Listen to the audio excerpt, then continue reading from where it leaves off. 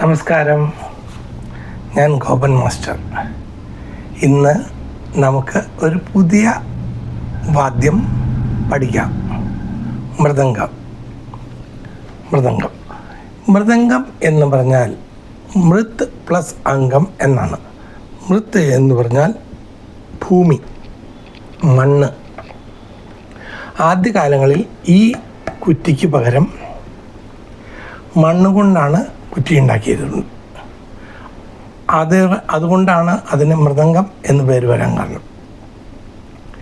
മൃദംഗത്തിന് രണ്ട് ഭാഗമുണ്ട്, രണ്ട് സൈഡ്. ഒരു സൈഡ് വലംതല. വലംതലയിൽ ചോറുണ്ടാകും. അതുകൂടാതെ മീറ്റ്, ചോറ്, മീറ്റ്, ചാപ്പ്. പിന്നെ ഇതിന് കെട്ടെന്നാണ് പറയുക, കെട്ട്. ഓക്കെ. പിന്നെ അതുകൂടാതെ ഇടതുവശം, ഇതിന് ഇടംതല എന്നാണ് പറയുക. ഇടംതല. ഇതിന് തൊപ്പിത്തോല് എന്ന് പറയും, തൊപ്പിത്തോല്. ഇതിൽ ഇങ്ങനെ ഒരു കറുത്തത് സാധനം കാണുന്നുണ്ടോ? ആദ്യകാലങ്ങളിൽ ഈ സാധനത്തിന് പകരം റവ കുഴച്ചാണ് വച്ചുകൊണ്ടിരുന്നത്. റവ കുഴച്ച് അതിന് പാകത്തിന് വച്ചുകൊണ്ടിരിക്കും. ഇപ്പോൾ മക്ക് എന്ന് പറഞ്ഞൊരു സാധനം കിട്ടാനുണ്ട്. അതാണ് ഞാനിപ്പോൾ വച്ചിരിക്കുന്നത്. ഇത് വച്ചാൽ മാത്രമാണ് ഇതിൻ്റെ തൊപ്പിയിൽ ശരിയായിട്ടുള്ള സൗണ്ട് കിട്ടുകയുള്ളൂ. പിന്നെ ഇതിൻ്റെ കുറ്റി, ഇത് പ്ലാവിൻ്റെ കുറ്റിയാണ്. പ്ലാവ് അല്ലെങ്കിൽ കണിക്കൊന്ന, അതിൻ്റെ മരങ്ങളാണ് മൃദംഗത്തിന് ഏറ്റവും നല്ലത് എന്നാണ് ഗുരുക്കന്മാരൊക്കെ പറഞ്ഞ് കേട്ടിട്ടുള്ളൂ. പള്ളിയുടെയോ അല്ലെങ്കിൽ അമ്പലത്തിൻ്റെയോ അല്ലെങ്കിൽ പുഴയുടെ ഈ ഒഴുകുന്ന വെള്ളത്തിൻ്റെ സൈഡിൽ നിൽക്കുന്ന ഏതെങ്കിലും മരം, അതായത് കണിക്കൊന്നയോ അല്ലെങ്കിൽ പ്ലാവോ, അതിൻ്റെ തായ് വേരെടുത്തിട്ട് അതിൽ മൃദംഗം പണിതാൽ അതിൻ്റെ ടോൺ നല്ല സുഖമായിരിക്കും എന്നാണ് എൻ്റെ ഗുരുക്കന്മാർ പറഞ്ഞ് കേട്ടിട്ടുള്ളത്.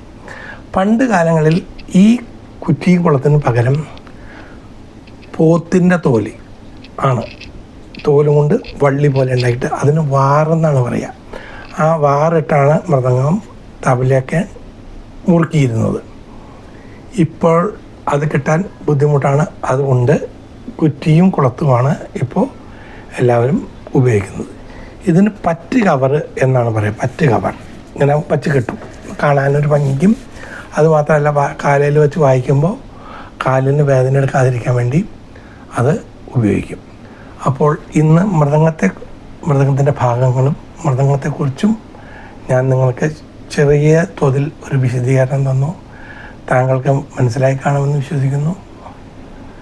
എന്തെങ്കിലും ഡൗട്ട് ഉണ്ടെങ്കിൽ കമൻറ്റിൽ ചോദിച്ചാൽ ഞാൻ പറഞ്ഞു തരാം.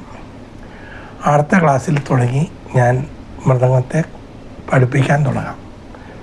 മൃദംഗത്തിൻ്റെ ആദ്യ പാഠമായ തത്തി ധ്വന്നം, അതാണ് ഞാൻ പഠിപ്പിക്കുന്നത്. നിങ്ങൾ എന്ന് ക്ലാസ്സിൽ വരികയാണെങ്കിലും ഒരു ബുക്കും പേനയും നിങ്ങളുടെ കയ്യിലുണ്ടാകണം. എഴുതിയെടുത്താൽ മാത്രമേ നമുക്ക് പിന്നീട് റീകളക്ട് ചെയ്യാൻ പറ്റുള്ളൂ. അതുകൊണ്ട് എല്ലാവർക്കും നല്ല ദിനം നേർന്നുകൊണ്ട് നമസ്കാരം. ഗോപൻ മാസ്റ്റർ.